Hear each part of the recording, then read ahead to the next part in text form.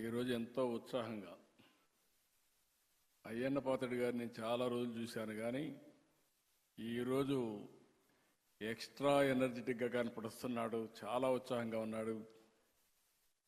మనిషిలో ఒక సాటిస్ఫాక్షన్ ఉంది, ఒక మంచి పని చేశామని. అలాంటి గౌరవ శాసనసభ అధ్యక్షులు అయ్యన్న పాత్రుడు గారు, మిత్రులు గౌరవనీయులు డిప్యూటీ సీఎం పవన్ కళ్యాణ్ గారు, సరే ఎన్టీ రామారావు గారు ఆ రోజు ఏ డైలాగ్ అది చెప్పాడో డైలాగ్స్ మాత్రం ఎక్కడ రాజీ పడలేదు. రఘురామకృష్ణరాజు గారు చాలా బ్యూటిఫుల్గా, చాలా నిండుగా చెప్పగలిగాడు. ఆయన చూసినప్పుడు మళ్ళీ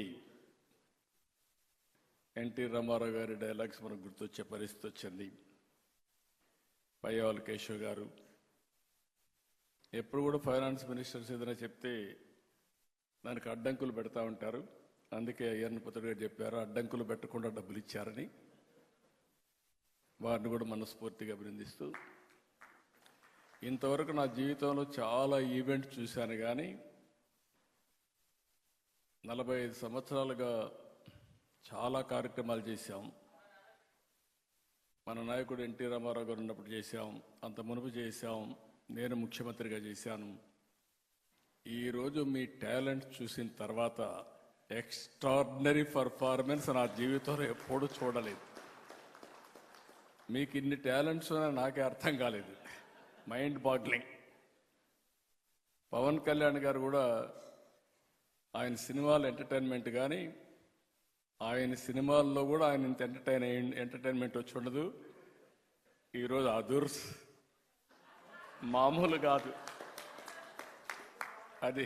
అది చూసినప్పుడు ఎమ్మెల్యే ఎట్లా యాక్ట్ చేయాలనో పర్ఫెక్ట్గా సూట్ అయ్యాడు ఆంజనేయులు గారు.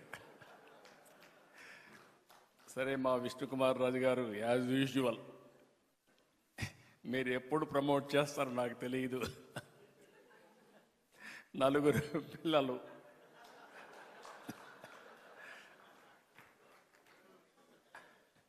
అంటే వినోదం ఒక సందేశం,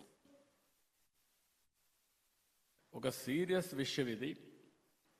ఆ సీరియస్ విషయం కూడా ప్రజలకు అర్థమయ్యేట్టుగా మీరు చెప్పగలిగారంటే ఎక్సలెంట్ పర్ఫార్మెన్స్.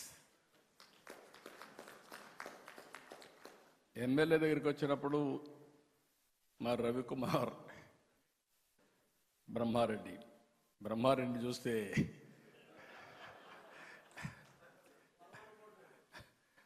ఒక పక్క కార్యకర్త ఏమడుగుతాను అట్నే అడిగాడు.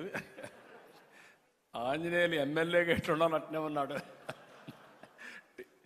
ఇప్పుడు ఈ రోజులు ఎమ్మెల్యే కదా, అది పాత రోజులు ఎమ్మెల్యే. ఇకపోతే ఈశ్వరరావు నాకు అర్థం కాలేదు, విజయ్ కుమార్ వాళ్ళిద్దరిది.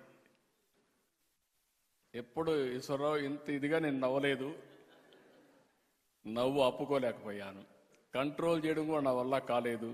Extraordinary performance. మీ ఇద్దరికి మనస్ఫూర్తిగా అభినందన, ధన్యవాదాలు. అంటే వెరీ సింపుల్.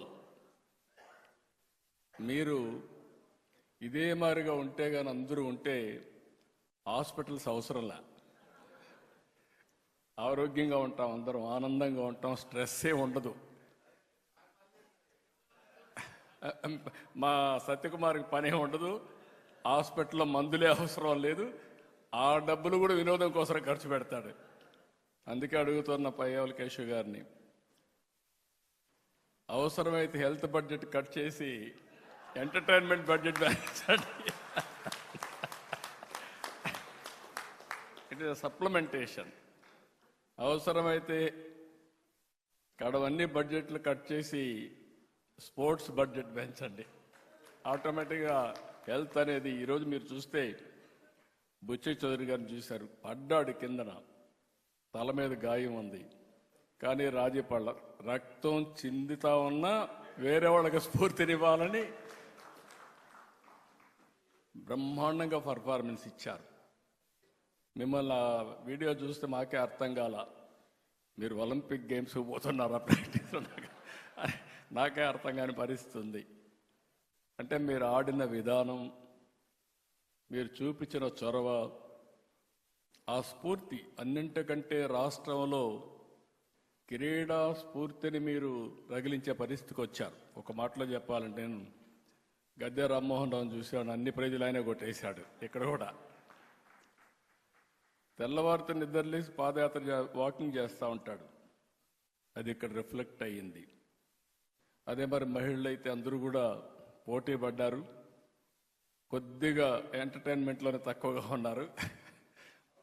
స్పోర్ట్స్లో పర్ఫెక్ట్, కానీ ఎంటర్టైన్మెంట్లో కూడా రావాలి మీరు. నెక్స్ట్ టైం నుంచి వస్తారు. నెక్స్ట్ టైం నుంచి వస్తారు. ఇవన్నీ చూసిన తర్వాత నాకు ఒక స్ఫూర్తిదాయకంగా ఎమ్మెల్యేలు కానీ అసెంబ్లీ కానీ ఉండాల్సిన అవసరం ఉంది.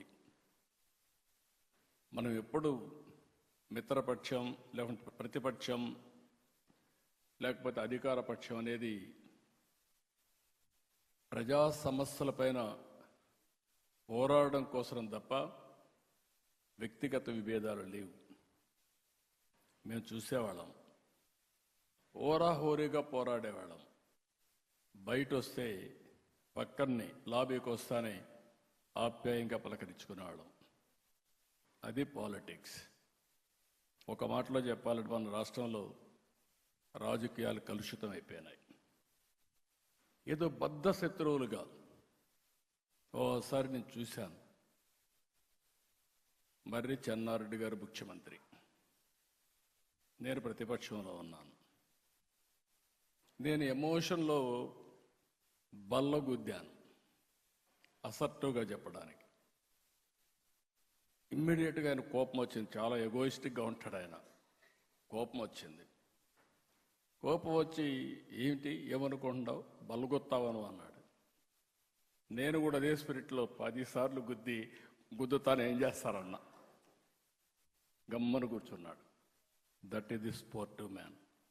ఒక స్ఫూర్తిదాయకమైన అపోజిషన్ ఉన్నప్పుడు అదే మాదిరిగా తిరిగి రిప్లైలో పర్ఫెక్ట్గా సమాధానం చెప్పేవాళ్ళం. ఒక వ్యక్తి ఎప్పుడైనా సరే పార్టిసిపేట్ చేసినప్పుడు, ఆర్గ్యుమెంట్ చేసినప్పుడు మీరు సమర్థవంతంగా దాన్ని తిప్పికొట్టడం కానీ, వాస్తవాలు చెప్పడం కానీ. ఈరోజు మనందరం ఒక విషయం గుర్తుపెట్టుకోవాల్సిన అవసరం ఉంది. అసెంబ్లీ అనేది ప్రతిపక్షాలకు జవాబుదారీతనం కాదు, ప్రజలకు జవాబుదారీతనం. ఆ విషయం మనందరం గుర్తుపెట్టుకోవాల్సిన అవసరం ఉంది. అసెంబ్లీలో మనం మాట్లాడే ప్రతి మాట రాష్ట్రం మొత్తం వెళ్తూ ఉంటుంది. మొన్నటి వరకు మీరు చూస్తే అసెంబ్లీ ప్రొసీడింగ్స్ వస్తే టీవీ కట్ చేసేవాళ్ళు, అంటే మన బూతులు వినలేక.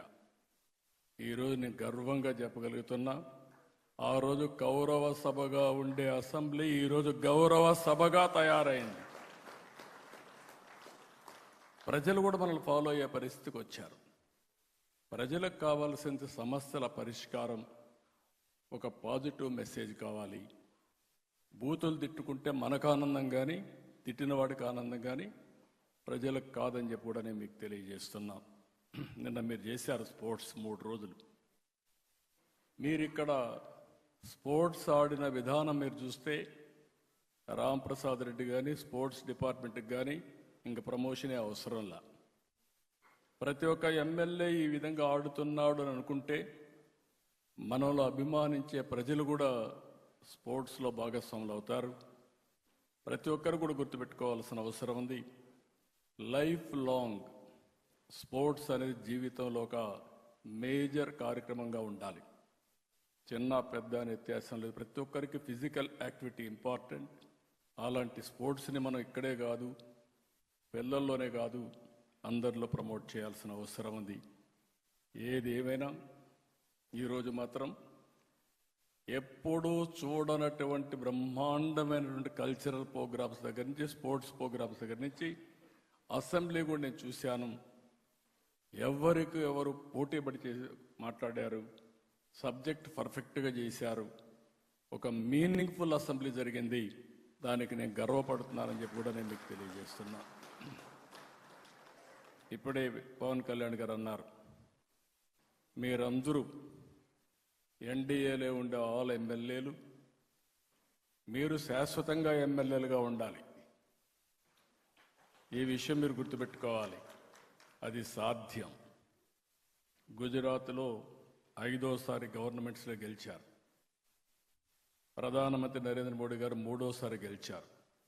దీనికి కారణం ప్రజలకు ఏం కావాలనో ఆ పనులు మనం చేసి ఆ విషయాలు సమర్థవంతంగా ప్రజలకు చెప్పగలిగితే ఎప్పుడూ ప్రజలు మనతో ఉంటారు. ఆ విషయం గుర్తుపెట్టుకోవాల్సిందిగా నేను మిమ్మల్ని కోరుకుంటూ